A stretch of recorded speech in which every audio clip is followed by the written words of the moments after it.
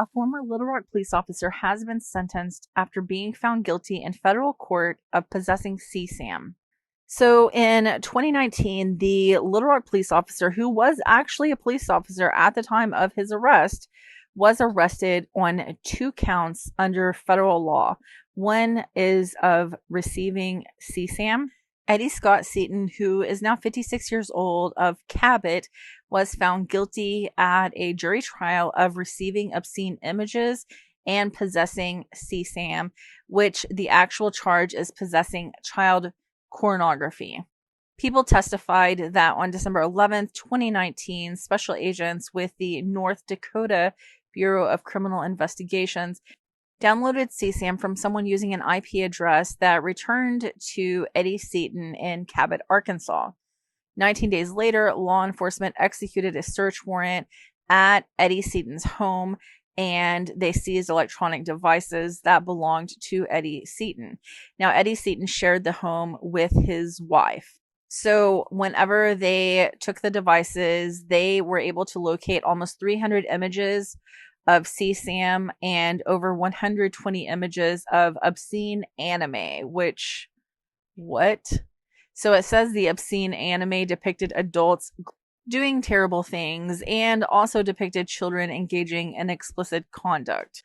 According to officers, they also located handwritten stories that were sitting next to Eddie Seaton's computer.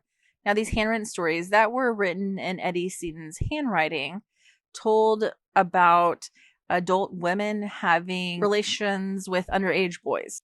They also say that those writings go on to depict some of the obscene things that was seen in the anime that was on Eddie Seaton's computer. A statement from the United States Attorney says this case goes to show that even those who swear to uphold the law can violate it in the most despicable way. Commerce in sexually explicit images of children is not a victimless crime, and our office is committed to protecting those most vulnerable in our community. The jury today properly held Mr. Seaton accountable for his receipt and possession of images depicting the sexual exploitation of children. So on the receipt of obscene images, the sentence on that is not less than 5 years, not more than 20 years. So 5 to 20 on that one. The penalty for possessing CSAM is not more than 10 years imprisonment. And I don't understand why the obscene images is a charge that you can get more time on than actual CSAM, but I digress. So on October 18th, 2024, Eddie Seaton was sentenced to 7 years on each charge, which is kind of crazy considering that that's pretty close to the minimum, especially for that obscene images charge. Those 2 sentences, the 7 years, are set to run concurrently. Not only that, but he is set to be supervised for 5 years after he is released from the Bureau of Prisons. I don't like it. I don't like it at all. Not only that, but he also, after he had been convicted, but while he was awaiting sentencing, petitioned the court to be released from detention, so released from jail, so that he could help his wife, who I believe is terminally ill. She has some very serious health conditions.